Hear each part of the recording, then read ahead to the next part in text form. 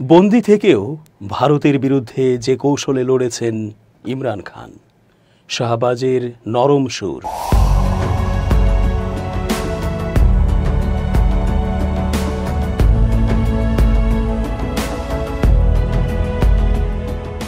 আসসালামু আলাইকুম প্রিয় দর্শক, আমন্ত্রণ আজকের আলোচনায়। চেঞ্জ টিভির আন্তর্জাতিক চোখ অনুষ্ঠানে এস জি রতন স্বাগত জানাচ্ছি। অনেকেই বলেছেন, আজ যদি ইমরান খান জেলের বাইরে থাকতেন তাহলে বিরোধী দলে থেকেও তিনি দেশের জন্য যা করতেন তা সরকারে থেকেও শাহবাজ করতে পারেননি এবং ততটা পারছেনও না। বিশেষ করে সম্প্রতি গত হওয়া ভারত পাকিস্তান যুদ্ধাবস্থার সময়ে ইমরান খান জেলে বন্দি অবস্থায় থেকেও যে পেরেশানি, নানা পরামর্শ ও কৌশল ব্যক্ত করেছেন তা খুব প্রশংসনীয় হয়েছে। নাম প্রকাশ না করার শর্তে জেলের এক কর্মকর্তার বরাতে এক সূত্র জানাচ্ছে, ইমরান খান এমন এক ক্যারিশম্যাটিক রাজনীতিক যাকে বন্দি করে রেখে শাহবাজ সরকার অন্যায় করছে। তার দেয়া সাজেশনগুলো যদি আমলে নিয়ে শাহবাজ সরকার সম্প্রতি ঘটে যাওয়া ভারত পাকিস্তান পারস্পরিক হামলার সময়ে তা বাস্তবায়ন করত, তাহলে পাকিস্তানের বিজয় আরও গৌরবান্বিত হতো। ভারতের অগ্রিম অনৈতিক ও বেআইনি আগ্রাসনে ও হামলায় কূটনৈতিকভাবে যতটা সাপোর্ট পেয়েছে শাহবাজ সরকার, ইমরান খান বাইরে থাকলে তা আরও গতি পেত, আর ক্ষমতায় থাকলে তো কথাই ছিল না। তবে অপর এক সূত্র জানিয়েছে, শাহবাজের চোখ এড়িয়ে কোনো কিছুই পড়ে থাকেনি। তাই তো ইমরান খানের সাথে আলোচনার এক মসৃণ পথ খুলে দেবার জন্য সরকারিভাবে আহ্বান জানিয়েছেন। ইমরান খানের দল পিটিআই বিষয়টিকে প্রথমে খুব বেশি গুরুত্ব না দিলেও পরে দেশের স্বার্থেই আলোচনার প্রস্তাবের গুরুত্ব অনুধাবন করে ইমরান খানের অনুমতি নিয়ে আলোচনায় বসতে রাজি হয়েছে। ইমরান খান ও তার দল সবসময়ই চেয়েছে আইনি প্রক্রিয়ার মধ্য দিয়েই জেল থেকে বাইরে বেরিয়ে আসতে চান তিনি। কারো করুণা বা আইনের দুর্বল দিক গলিয়ে নয়, বরং দেশের মানুষ যেন জানে ইমরান খান অন্যায়ভাবে সরকারের রোষানলে পড়ে বন্দী আছেন। আর তাই সকল মিথ্যে মামলার জাল ছিন্ন করে বীরের বেশেই তিনি বাইরে বেরিয়ে এসে দেশের কল্যাণে আবার নিজে এবং তার দলকে নিয়োজিত করতে চান।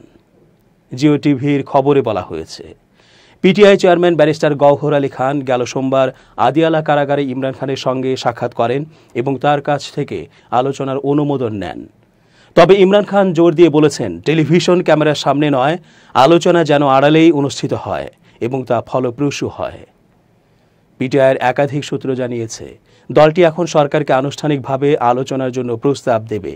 তাদের মতে, অতীতে গণমাধ্যমের নজরদারির কারণে আলোচনার প্রচেষ্টা ব্যর্থ হয়েছে। তাই এবার গোপন এবং কেন্দ্রীভূত পদ্ধতির মাধ্যমে এগোতে চায় তারা। দ্য নিউজকে ব্যারিস্টার গওহর নিশ্চিত করেন যে তিনি প্রধানমন্ত্রীর প্রস্তাব ইমরান খানের কাছে পৌঁছে দিয়েছেন।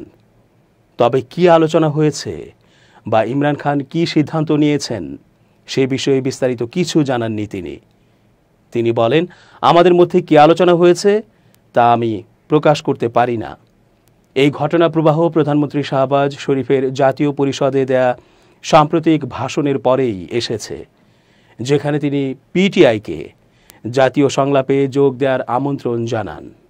ব্যারিস্টার গওহর ওই প্রস্তাবকে তখন স্বাগত জানালেও পিটিআই নেতৃত্ব তখনই স্পষ্ট করে দেয় যে ইমরান খানের সুস্পষ্ট সম্মতি ছাড়া আলোচনা এগোবে না। পিটিআইয়ের সূত্র আরও জানিয়েছে, ইমরান খান চান এই আলোচনার প্রক্রিয়ায় সামরিক বাহিনীর সমর্থন থাকুক। এমনকি একটি সূত্র জানায়, আলোচনার সুবিধার্থে ইমরান খান একটি সামরিক প্রতিনিধির সঙ্গেও সাক্ষাৎ করতে প্রস্তুত আছেন। সম্প্রতি ভারতের সঙ্গে উত্তেজনাকর পরিস্থিতির প্রেক্ষিতে দেশে রাজনৈতিক সমঝোতার দাবি বাড়ছে। তবে এই পর্দার আড়ালে সংলাপ শেষ পর্যন্ত কোনো সফল সমাধানে পৌঁছাতে পারে কিনা সেটাই এখন দেখার বিষয়। এর আগে সাম্প্রতিক সময়ে পেহেলগামে হামলার ইস্যুকে কেন্দ্র করে ভারতের সঙ্গে উত্তেজনার মধ্যে পাকিস্তানের কারাবন্দী প্রাক্তন প্রধানমন্ত্রী ইমরান খানের মুক্তি চেয়ে আদালতে একটি আবেদন দাখিল করা হয়েছিল। তবে পাকিস্তান তেহরিক ইনসাফ পিটিআইয়ের করা এই আবেদন খারিজ করে দিয়েছিল আদালত।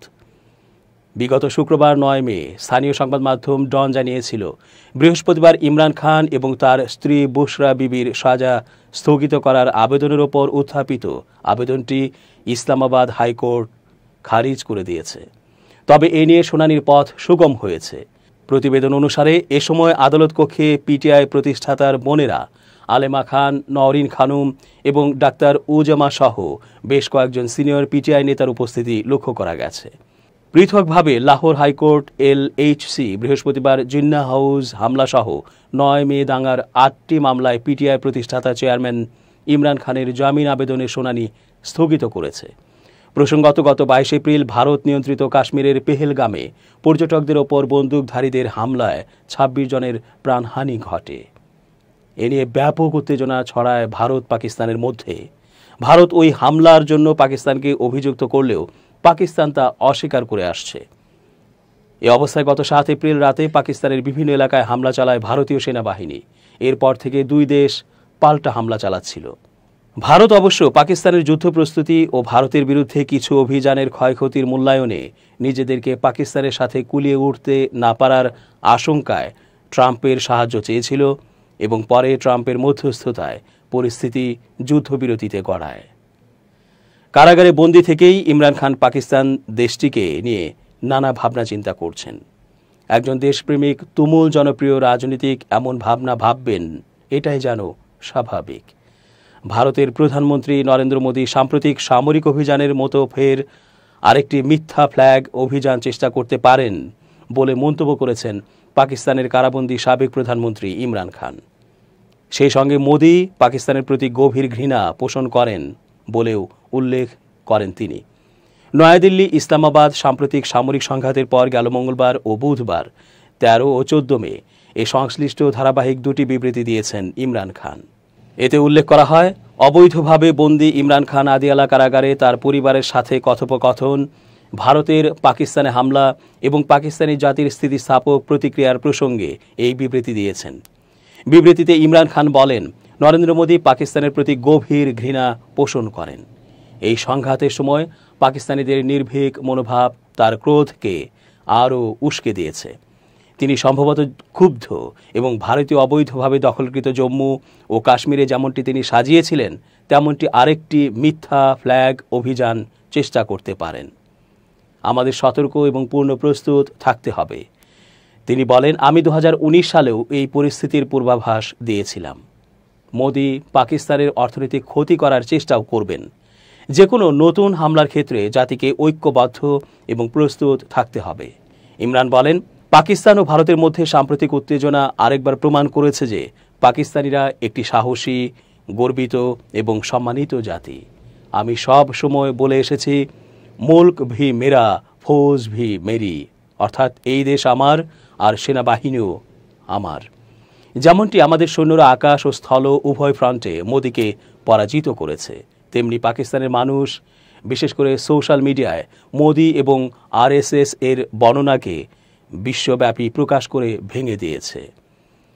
পাকিস্তানের সাবেক এই প্রধানমন্ত্রী বলেন, পাকিস্তানের শিশু, নারী, বৃদ্ধ এবং বেসামরিক অবকাঠামোর মতো নিরীহ বেসামরিক নাগরিকদের লক্ষ্য করে মোদী কাপুরুষতা প্রদর্শন করেছে।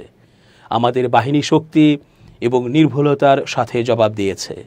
আমরা এই কাপুরুষোচিত হামলায় শহীদ হওয়া বেসামরিক এবং সামরিক কর্মীদের পরিবারের সাথে পূর্ণ সংহতি প্রকাশ করছি। আমি পাকিস্তান বিমান বাহিনী এবং আমাদের সকল সামরিক কর্মীদের তাদের পেশাদারিত্ব এবং অসাধারণ কর্মক্ষমতার জন্য শ্রদ্ধা জানাই। মোদীর মতো যিনি বেসামরিক নাগরিক এবং জনসাধারণের অবকাঠামোকে লক্ষ্য করেন, আমাদের বাহিনী কেবলমাত্র হামলায় সরাসরি জড়িত বিমান এবং স্থাপনাগুলোতে সফলভাবে আঘাত করেছে। যুদ্ধকালীন সময়ে দ্রুত প্রতিক্রিয়া একান্ত অপরিহার্য উল্লেখ করে ইমরান বলেন, যুদ্ধে অস্ত্রের পাশাপাশি স্নায়ুর সাথেও লড়াই হয়। হয়তো 60% একটি মানসিক শক্তির ওপর নির্ভর করে। তাই এমন নেতৃত্ব থাকা অত্যন্ত গুরুত্বপূর্ণ যারা জনগণের আস্থা অর্জন করে এবং আগ্রাসনের মুখে সাহসী ও সময়োপযোগী সিদ্ধান্ত নিতে পারে। যুদ্ধের অবস্থায় সামরিক বাহিনীর জনগণের সমর্থনের প্রয়োজন আগের চেয়ে বেশি। জাতির মনোবল সশস্ত্র বাহিনীর শক্তি হয়ে ওঠে। এই কারণেই আমি বারবার জোর দিয়ে বলেছি যে আমাদের জনগণকে বিচ্ছিন্ন করা উচিত নয় এবং আমাদের বিচার ব্যবস্থায় নতুন প্রাণ সঞ্চার করতে হবে। এভাবেই ইমরান খান জেলের অভ্যন্তরে থেকেও দারুণভাবে সাহস ও বুদ্ধি দিয়ে যাচ্ছেন বর্তমান শাহবাজ সরকারকে। শাহবাজ সরকারের এই বিবেচনা এখন করা অত্যন্ত জরুরি যে ইমরান খানকে রাজনৈতিকভাবে বন্দী করে রাখা কতটা ঠিক হচ্ছে।